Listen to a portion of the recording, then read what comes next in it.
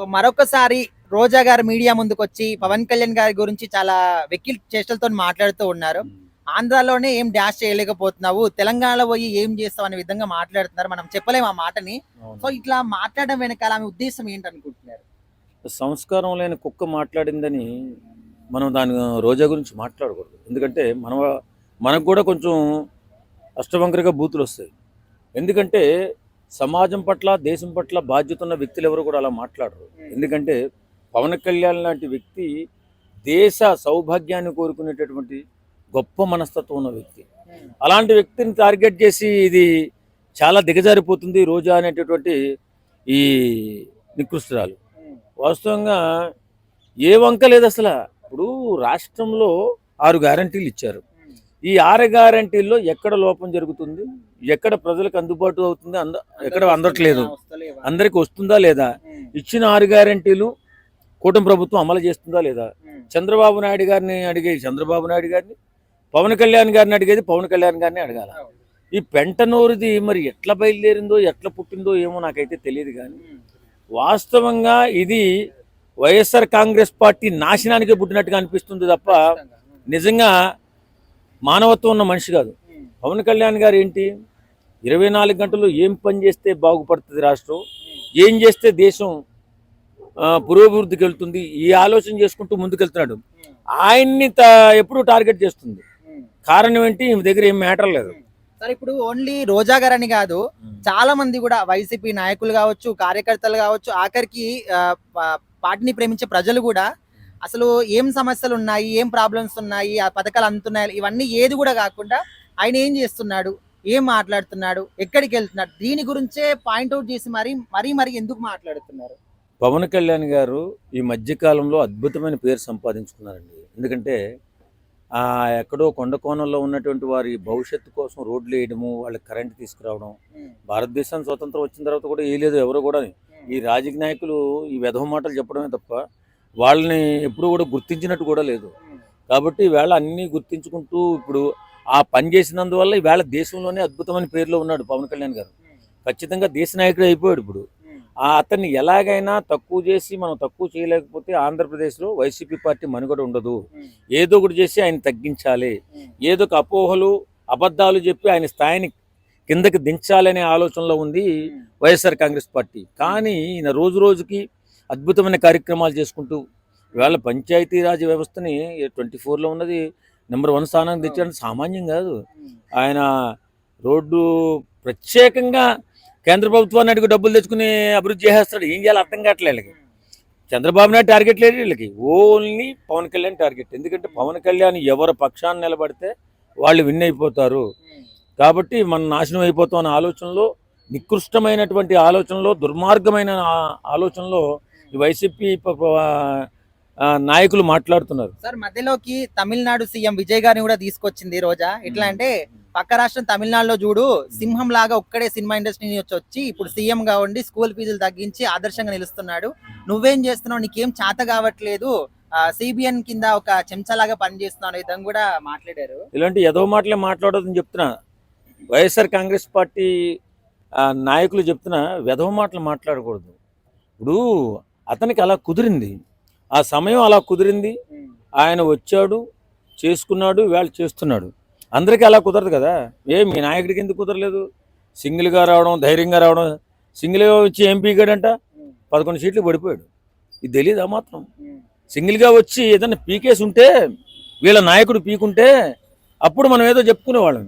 అబ్బో సింగిల్గా వచ్చి పీకేసాడు జగన్మోహన్ రెడ్డి అని. ఏం పీకాడు? 11 సీట్లు 151 నుంచి 11 పడిపోయాడు. అంటే ఇప్పటికైనా సిగ్గు లేదు వీళ్ళకి, సిగ్గు లేదు. వాళ్ళ ముఖంలో సిగ్గు లేదు. కానీ నిజంగా వాళ్ళ ముఖంలో మాట్లాడుతున్నారు కానీ, పవన్ కళ్యాణ్ విమర్శిస్తున్నారు కానీ ముఖంలో జీవకాలు లేదు. ఏడుతూ విమర్శిస్తున్నారు, నవ్వుతూ విమర్శించంట. అంబటి రాంబాబు అనేవాడు ఒకడు, పేర్ని నాని, ఇలా 4-5 ఉన్నారు. వైసీపీ పార్టీని నాశనం చేసేవాళ్ళు ఒక 5-6 ఉన్నారు. ఈ 5-6 ఏంటంటే చంద్రబాబు నాయుడు గారుని టార్గెట్ చేయాలి, లేకపోతే అసెంబ్లీకి వచ్చి జరిగినటువంటి కార్యక్రమాల మీద వీళ్ళు చేస్తున్నటువంటి లోపాల గురించి చర్చించి ప్రజల పక్షాన్ని నిలబడి పోరాటం చేయాలి. అదేం లేదు. ఇప్పుడు 24 గంటలు పవన్ కళ్యాణ్. కారణం ఇవాళ దేశ నాయకుడు అయిపోయాడు, దేశం ఎదురు చూస్తుంది. కాబట్టి అలాంటి గొప్ప నాయకుడు వేళ నాయకత్వం వహించే అవకాశం ఉంది. వేళ తెలంగాణలో కూడా మంచి పేరు ఉంది. అక్కడికి వెళ్ళి ఏం బీగుతున్నాడు అంటే ఇక్కడే బీకలు అక్కడ ఏం బీకాడో ప్రజలకు తెలుసు, ఇక్కడ ఏం బీగుతాడో ఇక్కడ ప్రజలకు తెలుసు. కానీ వెర్రి మాటలు ఏదో మాటలు ఎందుకు మాట్లాడటం? నీ స్థాయి ఏంటి? నీ స్థాయికి తగ్గట్టు మాట్లాడు. ఆయన ఏమో మిమ్మల్ని ఏం అంటలేదు కదా, ఆయన పని ఆయన చేసుకుంటూ పోతున్నాడు, మీరు మురుక్కుంటూ వెళ్ళిపోతున్నారు, కుక్కలు మురుగునట్టు మురుక్కుంటూ వెళ్ళిపోతున్నారు. కాబట్టి ఇప్పటికైనా బుద్ధి తెచ్చుకోండి, జ్ఞానం తెచ్చుకోండి, మనుషులుగా మారండి. ఆంధ్రప్రదేశ్లో ప్రభుత్వం చేస్తున్నటువంటి 6 గ్యారెంటీలు ఇస్తున్నటువంటి 6 గ్యారెంటీల పట్ల ఏమన్నా లోపాలు ఉంటే ప్రశ్నించండి, ప్రజల పక్షాన్ని నిలబడండి. ఇది కదా నాయకుడి లక్షణం. ఎందుకు ఇలాంటి ఏదో గజ్జి కుక్కలాగా తయారైపోయి ఇష్టానుసారంగా మురుక్కుంటూ ముందుకు వెళ్ళిపోతే జీవితంలో జగన్మోహన్ రెడ్డి అనేవాడు మళ్ళీ వచ్చే సమస్య ఉండదు. కారణం ఏంటంటే వీళ్ళ వల్లే అతని జీవితం నాశనం అయిపోతుంది. పాపం మంచి చేద్దామని చూసినా మంచి చేసేవాడిని వీళ్ళు విమర్శిస్తున్నారు కాబట్టి పార్టీ పతనం అయిపోయింది. ఇప్పటికైనా బుద్ధి జ్ఞానం తెచ్చుకుని చక్కగా చేస్తున్న కార్యక్రమాల పట్ల నిజంగా అమలవుతున్నాయా లేవా, ఇచ్చిన 6 గ్యారెంటీలు ఇలా అమలవ్వకపోతే అడ్డుగా నిలబడి పోరాటం చేస్తే ప్రజలు నమ్ముతారు. రేపొద్దున మీకు ఏదన్నా అవకాశం ఉంటే 3 ఓట్లు వేస్తారు. అంతేగాని ఇలా మాట్లాడుతూ ఉంటే పవన్ కళ్యాణ్ గారిని విమర్శిస్తూ ఉంటే హతపాతాలని తొక్కేస్తాడు అతను. ఆయన తొక్కపోయినా మీకు మీరే సమాధి కట్టేసుకోండి. మరి పవన్ కళ్యాణ్ గారు క్యాబేజ్ అయితే ఈ రోజా డ్రైనేజీయా నేను అడుగుతున్నాను. రోజాని అందరూ ఐరన్ లెగ్ అంటారు. మరి నువ్వేం చేసావు? నగరిలో 2 సార్లు ఎమ్మెల్యే అయ్యావు, తర్వాత మినిస్టర్ కూడా అయింది కదా. ఏ శాఖ అయింది? మినిస్టర్ టూరిజమా? ఏం చేసావు నువ్వు? ఆడుదాం ఆంధ్ర అని చెప్పి 100 కోట్ల అవినీతి చేసావు. అలాగే తిరుమల తిరుపతి దేవస్థానంలో విఐపి టికెట్లన్నీ అమ్ముకున్నావు, 100 కోట్లు సంపాదించుకున్నావు. చెన్నైలో ఒక బంగ్లా, నగరిలో ఒక బంగ్లా, హైదరాబాద్ లో ఒక బంగ్లా, బెంజ్ కార్లు, ఇవన్నీ ఎక్కడవమ్మా? ముందు నువ్వేం చేసావు? నీ వీపు నువ్వు చూసుకో. తర్వాత పవన్ కళ్యాణ్ గారి కోసం మాట్లాడు. పవన్ కళ్యాణ్ నీలాగా వేరే వాళ్ళ చెప్పులు మోసే రకం కాదు. చిరంజీవి కూడా కాదు. ఎందుకంటే చిరంజీవి ఆ రోజుల్లోనే ప్రజారాజ్యం పార్టీ పెట్టాడు, ఓన్ గా సొంత పార్టీ పెట్టుకొని తిరుపతి నుండి ఎమ్మెల్యే అయ్యి, తర్వాత రాజ్యసభకి వెళ్ళి అక్కడ ఎంపీ అయ్యి, తర్వాత మళ్ళీ టూరిజం మినిస్టర్ అయ్యాడు మన్మోహన్ సింగ్ క్యాబినెట్ లో, మన్మోహన్ సింగ్ గవర్నమెంట్ లో సెంట్రల్ మినిస్టర్ అయ్యాడు. అలాగే పవన్ కళ్యాణ్ గారు కూడా 2014లో సొంత పార్టీ జనసేన పెట్టుకొని 2019లో ఫెయిల్ అయినా కానీ మళ్ళీ 2024లో సక్సెస్ అయ్యి ఎమ్మెల్యే అయ్యి అలాగే డిప్యూటీ సీఎం అయ్యి, అంటే చంద్రబాబు నాయుడు తర్వాత సెకండ్ ప్లేస్, 5 శాఖలకు మంత్రి అయ్యారు. గ్రామీణ అభివృద్ధి కావచ్చు, పంచాయతీ రాజ్ అవ్వచ్చు, ఫారెస్ట్ అవ్వచ్చు, ఎన్విరాన్మెంట్ అవ్వచ్చు, సైన్స్ అండ్ టెక్నాలజీ అవ్వచ్చు. ఒకసారి వచ్చి చూడమ్మా పవన్ కళ్యాణ్ ఏం చేశారు అంటున్నావు కదా. ఆంధ్ర రోడ్లు ఒకసారి వచ్చి చూడు. ఆయన చాలా బాగా చేస్తున్నారు. ఆయన గ్రామీణ అభివృద్ధి కావచ్చు, పంచాయతీ రాజ్ కావచ్చు. మొన్న ఏదో ఫారెస్ట్ హైలైట్ వెళ్ళిపోయారు కదా ఆయన, అరకు పాడేరు. చాలా బాగా పరిపాలన అక్కడ జరుగుతుంది. ఆంధ్రాకి మంచి మంచి కంపెనీలు కూడా తీసుకొస్తున్నారు. అన్ని కంపెనీలు ఆంధ్రాకి వచ్చాయి. ఆంధ్రాలో ఏమీ లేదన్న వాళ్ళకి చెప్పు తీసుకొట్టినట్టు చేస్తున్నారు. ఇక్కడ ఆంధ్ర పని ఇంకా అనిపిస్తలేదు, తెలంగాణ వాళ్ళు అనవసరంగా నీ మీద ముఖం మీద ఉంచుతున్నారు. సిగ్గుండాలి. ఇప్పుడు తెలంగాణలో వర్షం పడిందండి, హైదరాబాద్ లో గంట వర్షం పడేసరికి హైదరాబాద్ మూసినది అయిపోయింది. ఓకే, ఎందుకంటే ఇక్కడ డ్రైనేజీ సిస్టమ్ మొత్తం ఫెయిల్ అయిపోయింది.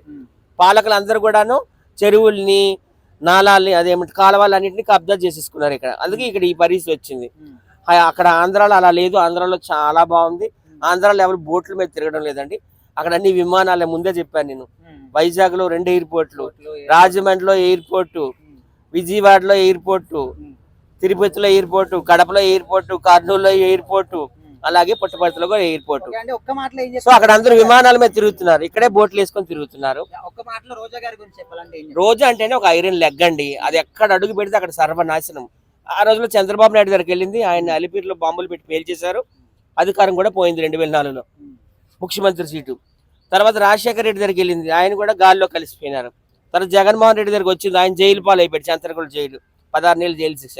తర్వాత స్టాలిన్ దగ్గరికి వెళ్ళింది తమిళనాడు, ఆయన సీఎం సీట్ పోయింది, ఎమ్మెల్యే సీట్ కూడా పోయింది. ఇది ఎక్కడ అడుగు పెడితే అక్కడ iron leg, iron leg, iron leg. సినిమాల్లో కూడా ఐరన్ లెగ్ అనేవారు ఏమి. చిరంజీవితో ఎన్ని సినిమాలు తీస్తే అన్ని అట్లు ప్లాపు, నాగార్జునతో ప్లాపు, వెంకటేష్తో ప్లాపు. కేవలం బాలకృష్ణతోనే హిట్లు పడ్డాయి. బాలకృష్ణ గారు గౌరవించి రెడ్డిస్ అమ్మాయి, చిత్తూరు అమ్మాయి, మన తెలుగు అమ్మాయిని మంచి మంచి సినిమాల్లో అవకాశం ఇచ్చారు. భైరవ దీపం కావచ్చు, బొబ్బుల సింహం కావచ్చు, పెద్దానే కావచ్చు. అలాంటిది దీనికి రాజకీయ భిక్ష పెట్టింది, అలాగే సినిమా ఇండస్ట్రీలో భిక్ష పెట్టింది కూడా తెలుగుదేశం పార్టీ వాళ్ళే. సో తల్లిపాలు రొమ్ము గుద్దే రకం ఎవరంటే రోజా రెడ్డి, గుర్తుపెట్టుకోండి. ఇంకా ఆమె నోరు ఆంధ్రాలో ఆమె అందరం డ్రైనేజీ అంటారు. ఆంధ్రాలో మంచి మంచి నదులు ఉన్నాయి, గోదావరి కావచ్చు, కృష్ణ కావచ్చు, నాగావళి కావచ్చు, తుంగభద్ర, పెన్నా, ఇవన్నీ ఇన్ని నదుల మధ్య నీ డ్రైనేజ్ ఎలాగుంది? 2029 కల్లా ప్రక్షాళన చేస్తాం, మొత్తం ఎండిపోతుంది, తమిళనాడుకి అయితే పంపించిస్తాం.